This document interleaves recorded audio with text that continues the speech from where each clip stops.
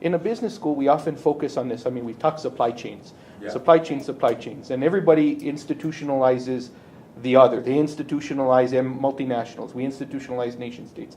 But consumers are an institution, and they have a pathology. And if we're really going to be innovative, perhaps it's one of these questions that we have to pose is, what is the pathology, or what is a consumption chain? Not a supply chain, but a demand chain, a consumption chain. And how is it that the pathology and the behavior of consumers leads to either buy activity or inactivity, like Sarah is saying? One of my favorite quotes from Hannah Arendt and from The Banality of Evil is, never attribute to supreme malice what is accounted for by lethargy or apathy. And it's totally true. I mean, this is one of these fundamental moments where maybe this is a great moment for just thinking in the academy about consumption chains, pathologies of the way that people are held into account. In our next workshop, we're going to be working on how one constructs a corporate social responsibility report. And that's going to be, and you're all invited to that one as well. We have... Actually, our next one was, planned one was identity politics. Oh, identity politics. But the one after that is going to be how to construct a corporate social responsibility report. Maybe we should also think about how we construct in a public space, how we construct, whether it be formal and informal, consumption responsibility reports. Because what good is it for us to sit here? Aren't we just as guilty when we say those multinationals? Yes. What's my responsibility in all this? There's a great video called "The Ad and the Ego," which discusses the ad, the AD, the ad, and the ego, which talks about this notion of consumption and behavior, and is very graphically demonstrated this pathology of how consumerism is driving so much of these problems that we're talking about, and how psychology is used to confuse people about the issues, about their own identities and stuff. So it's a great film to watch, to look at the ad, and the ego. Do we have it here? I don't know if we have it here, but I have a VHS copy that I'm going to try to. I know. I've had it for a long time, and I should try to find a DVD copy of it, but I can lend it to you folks also too, or burn a copy. That's not a problem. Okay. We have 4 minutes left. Yeah. So are there any final comments or any?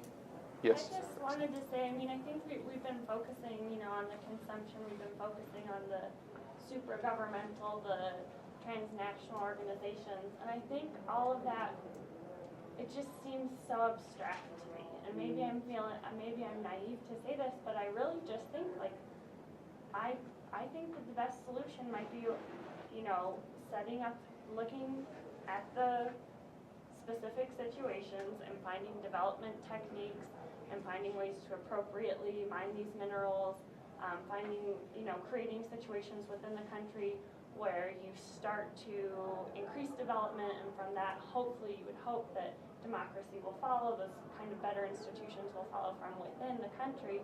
Goes into Sarah's comment about, it starts at the individual, but I just have a hard time seeing, even if we do reduce our consumption here, are we going to reduce China's demand for the same, technological? And so I just don't necessarily think that adding these kind of the decreasing demand and increasing awareness and increasing laws at the supra-transnational level is really going to make an impact to the people who are making money through this process.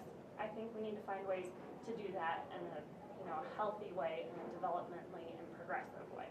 So to close on that, I'd just like to say that you are absolutely right. That you should see the diamond projections for the next 10 years for India and China, what the De Beers and Rio Tinto mining corporations are, the projections that they're forecasting for those regions as their economies begin to develop.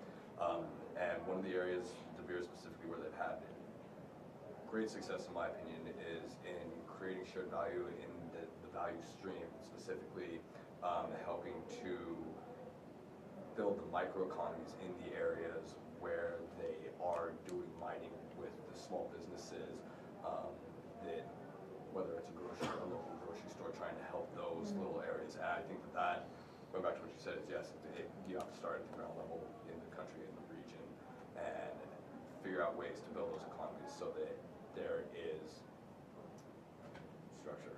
But I also want to add, as a countervailing point to that, is institutions don't mean just these big things. Institutions can be ideas. So even abstract ideas are institutional. I mean, anthropologically, people didn't start mining the same way. Somebody used a stick, somebody used a cup, somebody used their hands, and eventually people standardized their behavior in the way that they started to extract things from the earth. And everything gets standardized that way. All behavior tends towards institutionalization, whether it be as abstract or as hands-on as we can conceive it. So for the purposes of this discussion, it's important for us to note and acknowledge that even ideas themselves and even the most abstract concepts, they do change the world.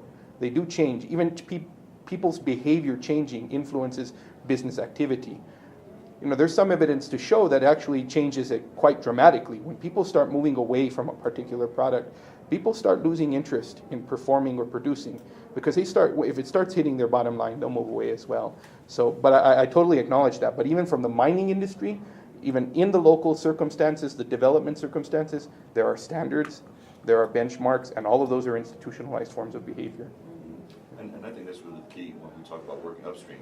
You start looking at policies that become institutionalized. Yeah. And so I would advise also to looking at Goffman's work on institutional behavior in institutions and how these ideas, these concepts become embedded in our culture and our decision making. So again, working across disciplines and boundaries is really an excellent thing to do because as you remember, and I think we really do have to kind of start with the U.S. because we're 5% of the world's population and we use up 25% of the world's resources. And there's so much waste, there's just tremendous waste in many ways, but we have to reconfigure those discussions, and our decision making in terms of how we look at developing nations in terms of SAPs also too, looking at those structural assistance programs and how we need to change and restructure those. One of the things that I'm really trying to push in my work is this notion of having conversations about global health diplomacy and global and health security. When I worked with UNICEF and WHO many years ago, I realized that you cannot have a strong economy without having healthy people. And I think so if we start framing these conversations around health issues and all these other things, maybe it brings people back into this fold where we can talk about economics and trade and sustainability and development in a meaningful way. If we're going to compete in the 21st century, we have to have a healthy nation, which means we have to put more resources into our education as well as in our health strategy. Health is more than just pills and medicine. It's economics, it's transportation, it's labor, it's housing, it's all of that. Well, and maybe it's captured in the new, it used to be the health of a country was looked at the GDP, and now the UN has come up with a metric called HDI, Human Development Index. And that, there's 7 elements of the human development, but to show that a nation is doing well, it's access to education, access to nutrition, economic development. So that is a metric that you should possibly be involved in if you're trying to measure things. What's the HDI? Of the local area, or is it doomed, or? And that fits in with the Beijing consensus that GDP should not be the sole indicator of development. Yeah. The Human Development Index. So you folks will come up with an Albuquerque consensus. The green chili consensus. Why not? Why not? Are there any other comments? I'd like to thank you all so much for being here today. It was really an honor to have everybody come, and I look forward to hopefully having you all in the future as well. So. Great, It's our pleasure. Thank you. I've enjoyed myself immensely. Thank you. Yeah, no, I'm saying same as 7. I'm really grateful everybody came. All your ideas, this really gave us a new restructuring in a way, but it's a positive one to analyze new elements we hadn't really considered. Great. And yeah, no, and for the next workshops, we definitely want you to come back and give us even more ideas. Thank you. Thank you all. Thank you. Thank you, Professor Montoya, for your help and moderating this talk. I'll keep recording this. Oh, that's lovely. Mosquito innovation.